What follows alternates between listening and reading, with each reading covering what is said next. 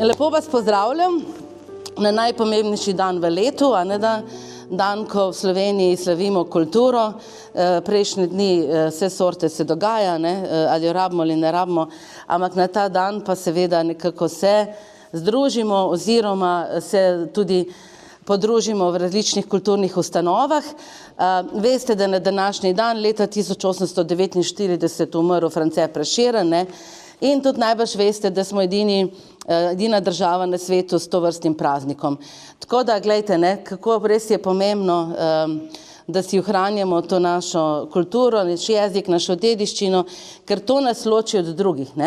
Zdaj, če bi bili tukaj polno nekih Avstrijcev, dobro, mogoče se malo ločili, bi imeli več dindarjev, kot imate vi, ampak drugače pa saj smo že zelo globalizirani, ni več tudi razlik v nekem oblačilnem videzu, recimo, ni več kakšnih drugih razlik, ampak seveda je pa seveda ta identiteta, istovetnost pa v naši dediščini, v našem jeziku, pa v tem, kaj vse smo sproducirali in še produciramo. Dobro, naš sprehod, jaz sem Alenka Černelič-Krošelj, sprehod, gremo, ne gremo, vsi boste imeli možnost potem se še sprehajati po muzeju, kakor boste hoteli, ampak gremo po eni moji poti, na moj način oziroma pač neke stvari drugače, imamo pa danes tudi nekaj še posebnega. Letos se tudi posvečamo Slovenski muzeji baroku, se pravi temu obdobju 17. 18. stoletja, ko je nekako bilo v Evropi končno malo bolj mirno, 16. stoletje, prva polovica 17. stoletja še polno nekih raznih vojn in spopadov, tako kot zdaj, ampak potem pa pride to obdobje, ki pa je obdobje enega večjega obilja, no in seveda naš grad je eden izmed tistih, ki v tem času pridobi veliko na lepoti, ker v 16. stoletju so zgradili to lepo renesančno utrdbo na koncu mesta, Brežice, imamo lepo ime na Brežcu, Brežec, Brežina, in ko boste šli okrog, boste videli, da je res to naše mesto na takem krasnem pomolu. In na tej strani gradu je bila včasih rokav reke Save, na tej strani in potem se je pa združila. To je vse danes popolnoma drugače, ko Sava ni več reka, ampak je kanal. V glavnem, barok je letošnja tema, tako da bomo mi tudi kakšno stvar več o tem povedali, potem pa tudi na koncu se bomo malo razdelili, ker ne se preveč, da bi čez vse prostore šli skupaj, da boste videli tudi naše občasne razstave. Imamo eno čudovito, res krasno umetniško razstavo slikanje na porcelan umetnika iz Češke, Rudolfa Vozarja, to pri nas več noben ne dela, tako da to si pejte res pogledati. Potem tudi razstavo Muzeja športa, Planiški olimpijski duh, o planici, oziroma in potem tudi o olimpijskih igrah 1984 v Sarajevu, tako da tisti, ki se tega spomnite, mogoče vas bo to zanimalo. In pa tisto zgodbo, ker veste, letos je 80 let konca vojne, 27. januar smo v bistvu obeležili tudi spomin na holokaust, ker 27. januarja 1945 je bil osvobojen Auschwitz, osvobojen tako, da je svet osupnil, kaj se tam bilo. Ampak mi imamo pa zgodbo o enem drugem taborišču, Terezijenštat, Terezin na Češkem, tudi zelo podobno. Gostuje pa muzej judovske kulturne dediščine, Center judovske kulturne dediščine, Sinagoga Maribor, v sodelovanju tudi z enim izraelskim muzejem pa s Čehi. Zadnji del, to so v glavnem bila bivališča, zdaj pač bomo šli čez, pa boste videli, da niso več. In tudi pač vidite lepo naše dvorišče, ki ima tam od leta 2021 tudi ta paviljon, posebej za nas narejen. In ta terasa je ena velika skrivnost, ker spodaj je skala. To ni nasuto, spodaj je skala in vidite, koliko metrov je to razlike, recimo 4 nekje, in v bistvu imamo tukaj neko ravnino, ali so to obdelali ali niso, to je zelo težko. No in tukaj je pa skala, sicer ne čisto tako, 1,5 metra je različnih še inštalacij, to je zdaj malo dvignjeno v 20. in 21. stoletju, ampak drugače pa je spodaj skala in Atomsi so si tukaj lepo naredili vrt, imeli so drevesa, mi zdaj ne smemo imeti dreves, ampak jaz upam, da enkrat bomo imeli drevesa.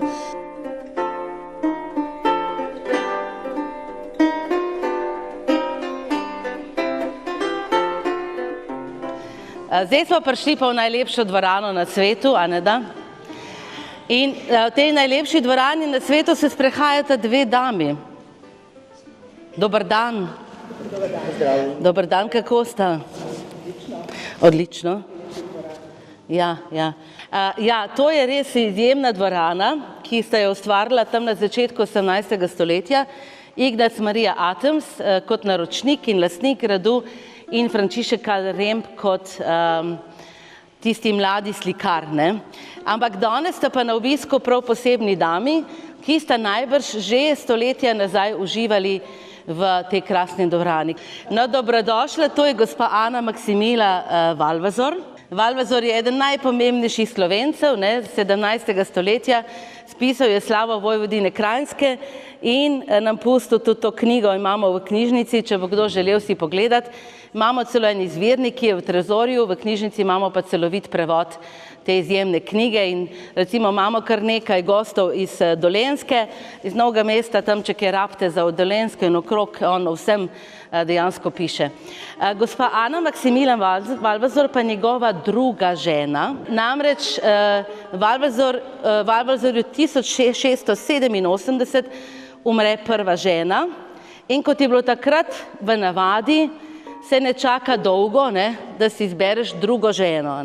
Samo 3 mesece je čakal, čeprav je bil menda zelo žalosten in ni bilo to čisto tako enostavno, ampak praktično pa ni bilo, da bi bil brez žene. In malo si moram pomagati, sem s par stvarmi, ker vam hočem nekaj pokazati. Je bil pa lahko zadovoljen in srečen, da se je poročil s to svojo drugo ženo, ker veste, da Valvazor ima grad Bogenšperk in ker se pač udaja znanosti, umetnosti in drugim poslom, je zelo malo skrbel za svoje posle.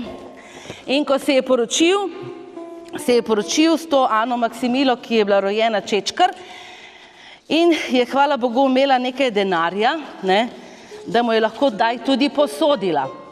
Kako pa vemo, da mu je posodila? Zato, ker imamo podpisano listino, bom jo dala naokrog, ki je podpisala Ana Maksimila Valvazor 8. februarja na današnji dan, 1692 si to naredila, si malo pozabila, ste malo pozabili, ampak se mi smo vse dame, tako da res lahko tikamo, pardon. Je 8.2.1692 podpisala listino, s katero je potrdila, da iz kupnine gradu Bogenšperk je dobila nazaj tisto, kar je Valvazorju posodila. Tako, takrat, ko sta potem se preselila tudi v mesto Krško, kjer je 1693 Valvazor potem tudi umrl. Naša Ana Maksimila je v Krškem živela vse do leta 1699, potem se je pa poročila na Gracarju Turn, s plemenitim Busetom. In kako je bilo pa tam? Tam je bilo pa tudi zelo vredno. Tisti dvorec je bil kar prijeten, malo večji kot pa hiša v Krškem. In tu je imel nekaj pod palcem. Je imel, ne da. No, naša Ana Maksimila je tudi hitro poročila svoje 2 hčeri in po eni izmed hčera z Valvazorjem, eni izmed hčera je tudi rod Valvazorjev se nadaljuje, večinoma so na Dunaju, v Gradcu, nekje tudi v Severni Ameriki, jih v Sloveniji pač ni, razen če je kakšen še neznan. No, marsikaj pa ne bi vedeli o teh časih, če ne bi imeli pa druge gospe, to je pa naša draga gospa Josipina Hočevar, ki ni imela nobenega naziva, plemeniti Buset je bil, pa je bila potem tudi dama plemenita, je bila pa, kaj bi lahko rekli, izjemno čuječa, bi danes rekli, predvsem pa dobro je gospodinjila in predvsem je bila zelo bogata. To je pa Josipina Hočevar, rojena 1824, umrla 1911. Danes je pa z nami. Josipina Hočevar je podpirala šole, je podpirala prenove, je imela rada dediščino, predvsem pa je zelo rada pela, je bila taka živahna gospa. Z možem v Krškem ste imela tudi gostilno, za pošto ste skrbela, tako kot zdaj morajo družine skrbeti za pošto. Je Josipina skrbela za pošto je živela v času, bila je iz Radovljice, tako kot ta gospodič tukaj, Frančišek Karl Remp, ne?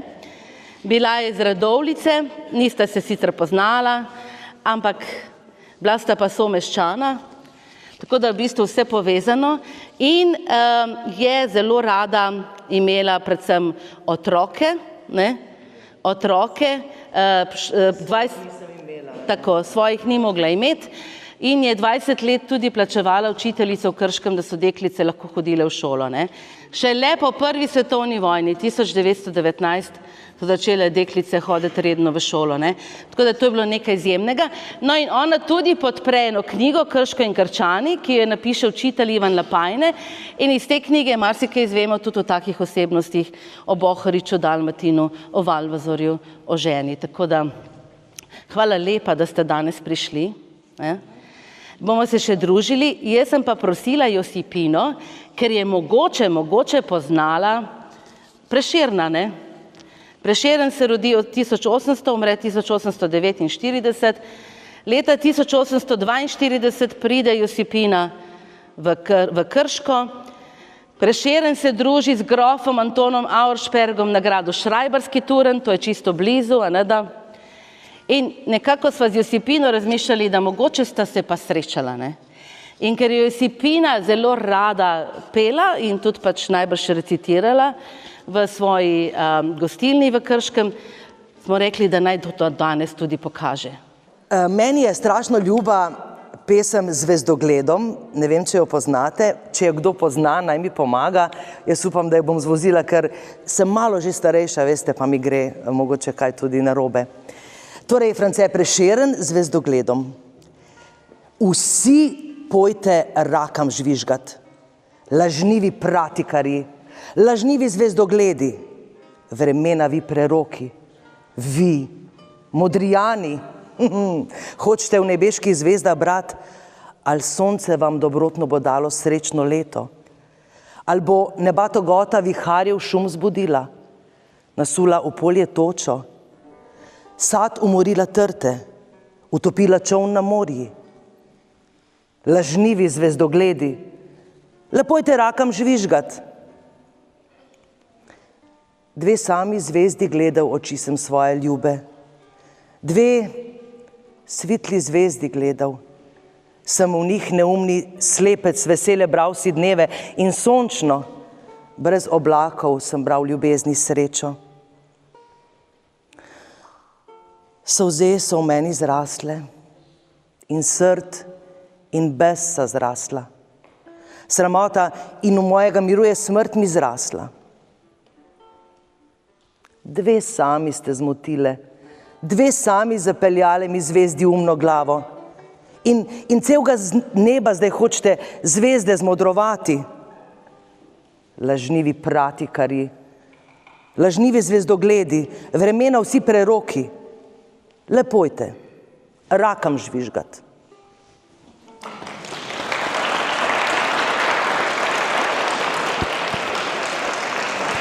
Ampak saj veste, tako kot vsi je tudi Prešeren vedno krivil nas ženske, ne? O tem govori ta pesem grozno, ne vem, če mi je všeč. Sem mislila, da je mogoče všeč, ker imamo tam tudi astronomijo, vidite, tale dama, ki gleda daleč v nebo, ne? Pa ima zraven še globus, pa potem polno teh malih putov, ki tudi gledajo z njo, mogoče je pa tukaj se navdihnil Prešerena, ne da. Ker seveda Anton Aleksander Auersperg je bil poročen z Marijo Atoms, iz družine Atoms, ki je imela v lasti tudi ta grad. In seveda imamo kakšne legende, ne, da sta se v 19. stoletju tam pod Cigarovcem, ki je bil na naši terasi posajen, tudi ona dva družila in mogoče plesala v tej dvorani. Ne vemo, ne. Danes, ker je 8. februar, se malo poigramo s tem. Res je tudi to, da je Prešeren avtor slovenske himne in da je čas, da jo zapojemo, ne da? Narodi, repeni dočakat dan, da koder sonce hodi, prepiri sveta bo pregnan, da roja prost bo vsak, ne vrag, le sosed bo mejak, darojak, prost bo vsak, ne vrag, le sosed bo, ne vrag, le sosed bo mejak. Lahko si zaploskamo. Hvala lepa. Zdaj ste čutili, da je dvorana bila ustvarjena za glasbo, ne da? Ne za govor, ker morate kar dobro poslušati. Ni bila ustvarjena zato, da bi govorili veliko, ampak da bi uživali. In če se malo zdaj vrnemo v 17. in 18. stoletje, ne, v čas Valvazorja in Atemsa, je tale gospod Atems, ki je upodobljen kot antični filozof, se pravi lastnik gradu od leta 1694, imel izjemno pomembno funkcijo na tem našem območju.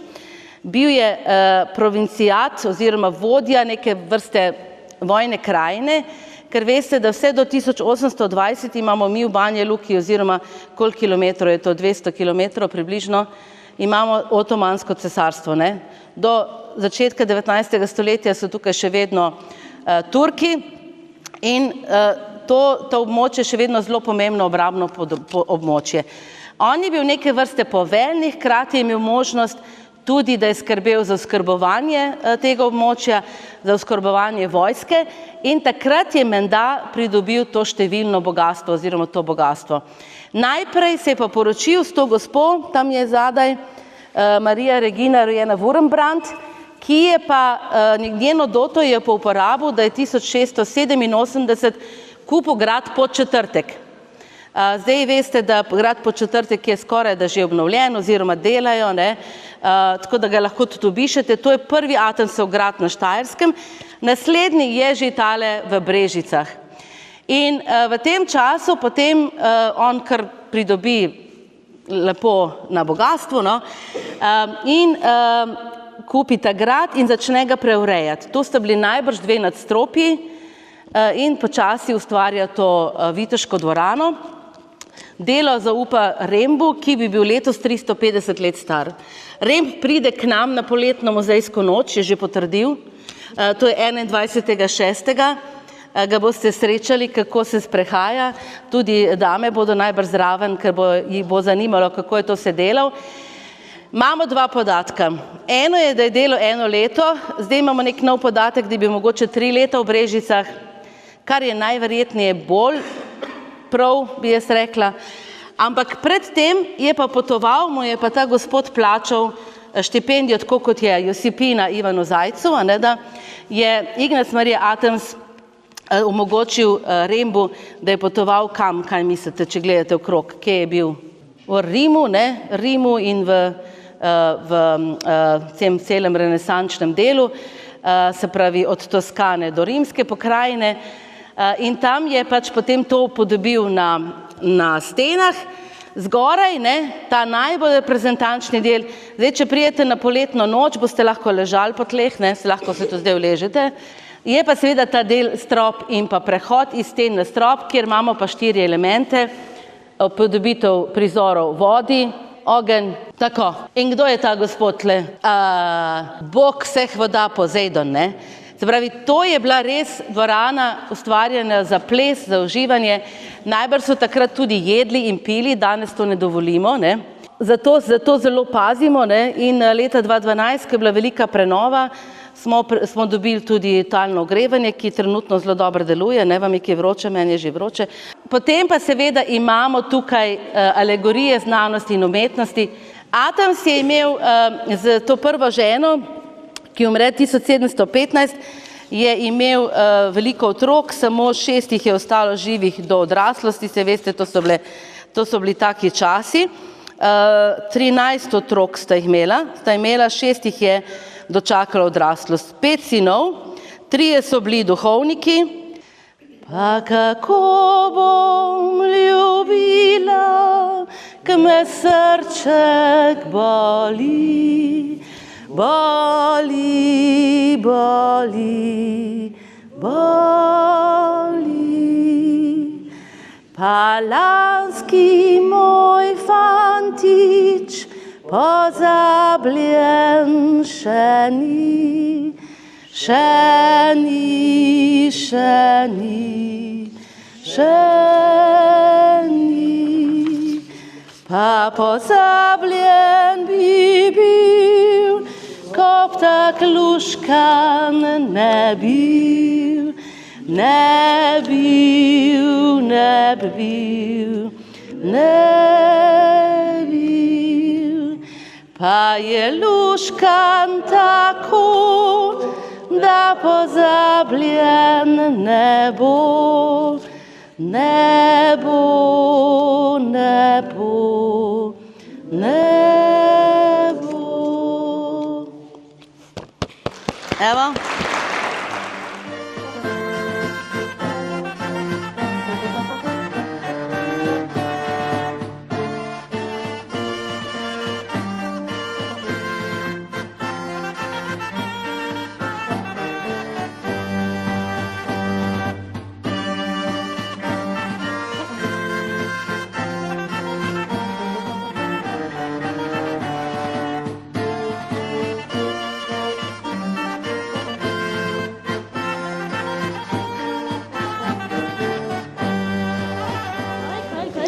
Če je na kakšnem portretu kakšen prst preveč.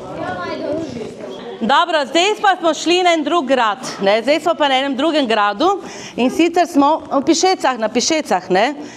Če bi šli v grad, ker žal pač ne morete, ne? Ker je zaprt v lasti Ministrstva za kulturo, bi tam, če bi bilo vse pač po sreči, ne?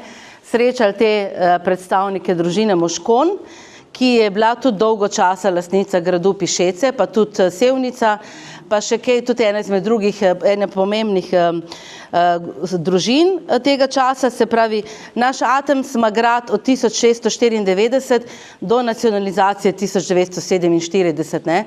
Kupi ga pa od Frankopanov. Frankopani ga kupijo od Galensteinov, prej je bil pa večinoma neki različnih lastnikov, pa tudi od salzburškega nadškofa, ne, ker je bila to salzburška posest. No, in tudi Moškoni so dolgo na Pišecah, žal je njihova zgodba drugačna, že na začetku 20. stoletja obobožajo in ta zadnji Moškon je kar veliko stvari prodal, med drugim tudi to portretno zbirko, ki je bila v enem antikvariatu Ticijan v Ljubljani in tam jo je za Krški muzej, ki je takrat nastajal, kupil Fran Bonač. Fran Bonač je bil ta slavni industrialec, ki je zgradil celulozo v Krškem, ne. Celuloza, veste, koliko desetletij je dajala kruh našemu Posavju, še zdaj komu daje, ne, sam ne na isti način. No in on je takrat prišel je v prostor, ne, in je kupil to. To recimo zdaj, ne, ko bo prišla hidroelektrarna, jaz pričakujem, da nam streho zrihtajo, ne. Ampak v glavnem, zato je ta portretna galerija tako lepo tukaj ohranjena. Spodaj je tudi zapisano približno, kako so bili povezani. Čisto vse se ne da, ker niso čisto vsi. Ne vemo tudi, zakaj sta ta dva papeža natančno tukaj. Mogoče bi bilo treba raziskati, ker seveda so se Moškoni tudi poročali z različnim plemstvom, tako da mogoče tudi kakšna taka povezava. Tisti, ki ste pa že bili v dvorani pred letom 2018, se pa mogoče spomnite še teh portretov, tega in tega. To je bilo včasih tam, kjer sem vam danes Ignaca Marija Atomsa kazala, zato ker so bili te portreti kar nekaj časa izgubljeni, potem najdeni v Avstriji, mi imamo žal tam kopije, nisem vam to povedala, v živo pa jih vidite v gradu Egenberg in če imate čas in voljo od 16. do 18. oktobra gremo na ekskurzijo po Rembovi poti, bomo šli iz Brežic proti Avstriji v Graz, na Dunaj, pa tam še tam po Avstriji, par krajev, kjer je Remb potem delal. In potem se bomo vrnili čez Radovljico in Ljubljano. V Ljubljani je tudi kar nekaj delov, ampak tam ni ohranjenih njegovih del v cerkvi svetega Jakoba. Se pravi, te trije so bili takrat nameščeni kot lepi portreti, mi smo to seveda dali stran, ker niso ta pravi. Jih pa tukaj lepše vidite tale sploh, ki ima Graz zadaj, tak lep renesančni portret. tam ima tudi konje, ne, konj je zelo pomembna žival, ta je izjemen, ne poznamo avtorja, ampak lep. Manj lep, ne, je ta, ko ima 6 prstov, a ne da? Zgleda, da on je sicer bil ponosen, menda, da ima 6 prstov, je bil pa izjemno krut in zato tudi ubit v enem izmed kmečkih uporov, teh mikrokmečkih uporov, ki so bili po celi Sloveniji, tudi na Pišecah, in ima tam tudi psa, ne, pes je kot zvestoba. On je menda res bil zelo krut, zelo veliko tudi posilstev naj bi se zgodilo v tem njegovem času, tudi njegov sin pol ni bil veliko boljši, no. Ampak je pa menda verjel, ker ima 6 prstov, vidite, ne, so naslikani tudi, da mu je to dalo neko posebno moč, ne? Da je bil pač poseben. Gospa Ana Maksimila, a ste bili kdaj na Pišecah? Mislim, da sem bila, zato ker sem tole gospo Ano Elizabeto poznala. Aha. Ja. Ja. Pa ne vem točno, se ne spomnim, to je že 300 let, več kot 300 let in se ne spomnim, kje sva se srečali. Samo vem, da sva se. Tako, dobro, dobro. Josipina, po moje, pa ne vem, če si se ti s Pišecami, ki je ukvarjala, zato ker takrat so bili že revni, to ni bilo.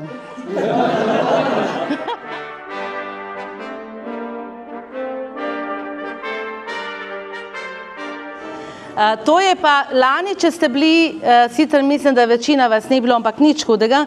Veste, da 2022 potresa, ne, imamo Zagreb in Petrinjo, 22. marc pa 29. december in tudi v Grad je to zelo dobro čutil.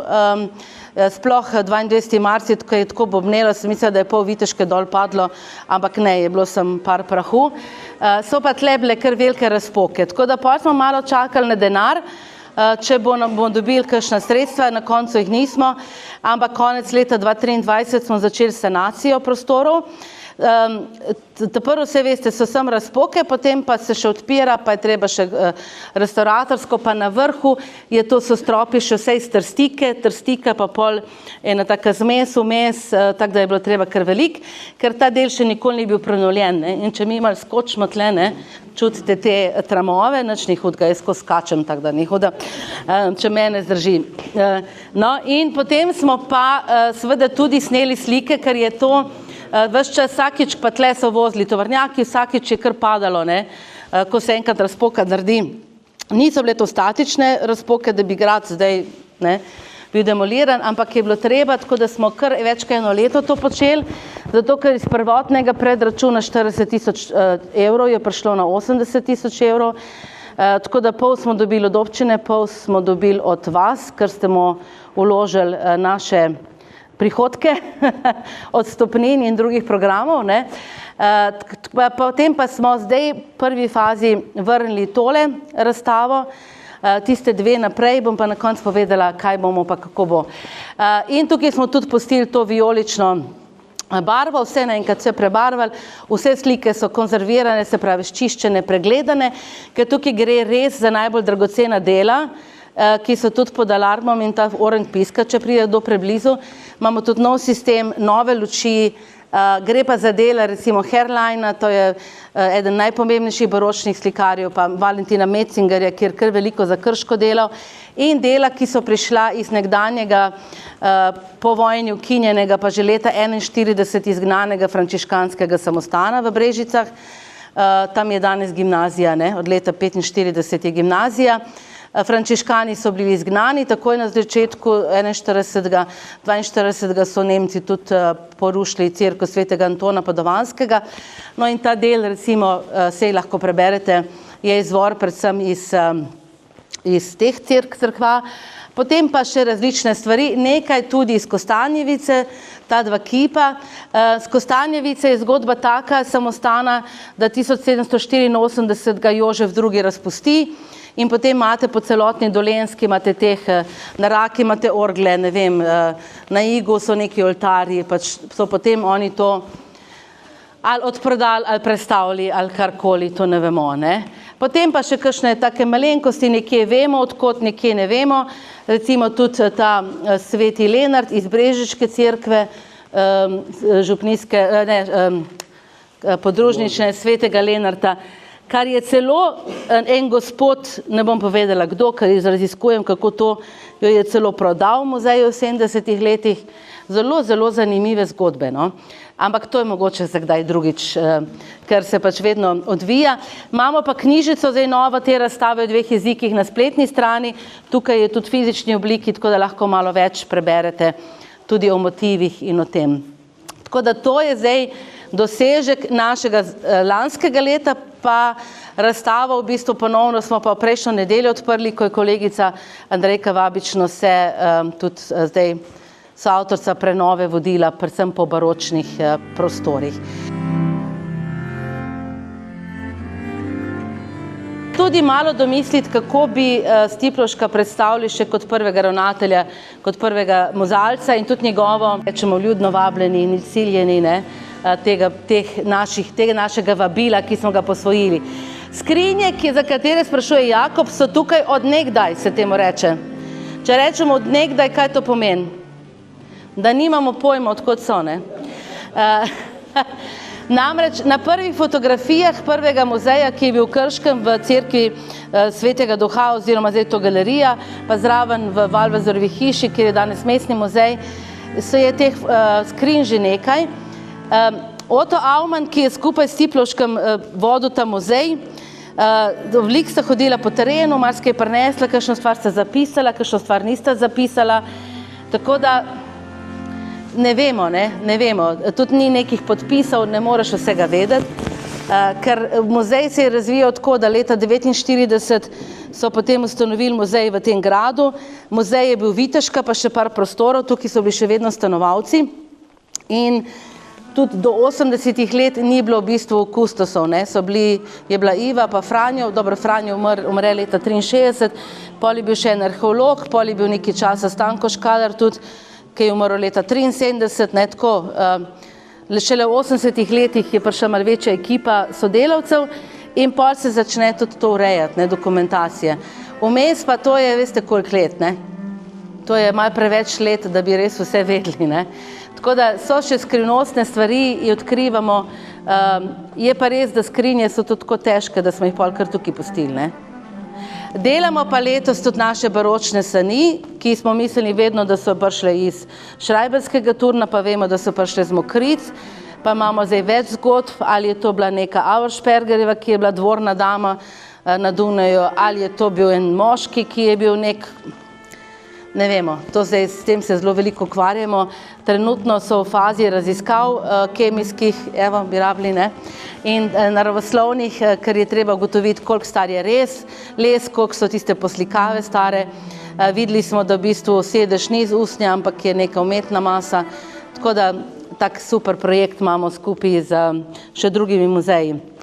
Tam je tudi recimo klavir, skrivnosten, tudi ne vemo, Stiplovšek je celo za svojo ženo napisal eno sonato, tako da je še celo to počel, ne.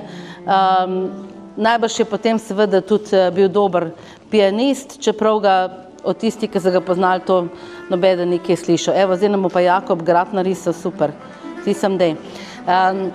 Tako da to zdaj bomo, letos imamo v načrtu, ker je tudi 80 let konca vojne, predstaviti tukaj nekaj iz opusa Stiplovška in Alenke Gerlovič. Ona dva sta dokumentirala tudi potem povojno obnovo, sta hodila risati na delovne brigade, tako da imamo lep fond delovnih brigad od enega in drugega, tako da bomo to malo predstavili, potem pa se nadaljuje. Večina časa bomo pa posvetili odnosu med izgnanci in kočevarji, to je ena taka zgodba, ki je zamolčana še dosti, ne, poznamo pa kar veliko tega, in bi radi malo drugače, no, imamo pa to sodelovanje s Pokrajinskim muzejem Kočevje, ker te zgodbe so zelo tragične, večinoma zamolčane, še vedno pač te odnosi, ki so bili izpostavljeni, niso toliko predstavljeni, tako da tega pa potem, to imeli pa neke vrste srečanje, posvet, en dan tukaj, en dan v Kočevju, pa v septembru. Prvo nedeljo v juniju pa bomo posvetili našim izgnancem, tako da tudi te zgodbe še spet ponovno zbiramo oziroma ves čas še razvijajo. iščemo skozi predmete, recimo, tako da zanimivo, no. Klet je najvažnejši prostor skoraj da na gradu, tudi mi imamo klet, grajsko klet, vino, ki ga gledate, je bolj tako, ampak za 8. februar imamo vedno eno presenečenje, poleg naših dragih dam, bomo tudi odprli eno penino, vsaj 30 let staro. Tako?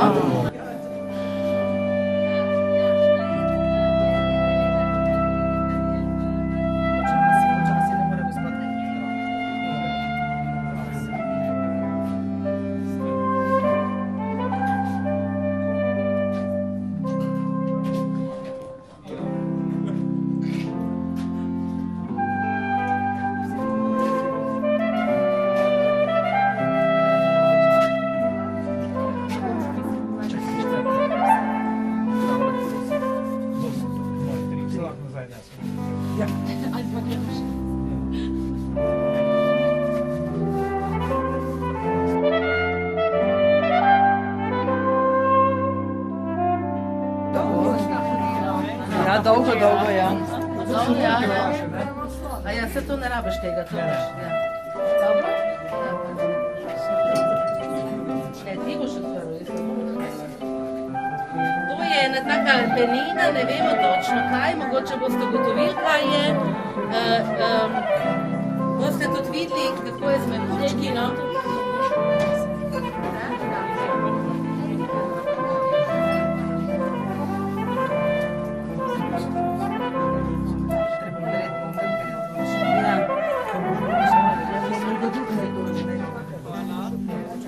Ne, prav okusni je. Tako da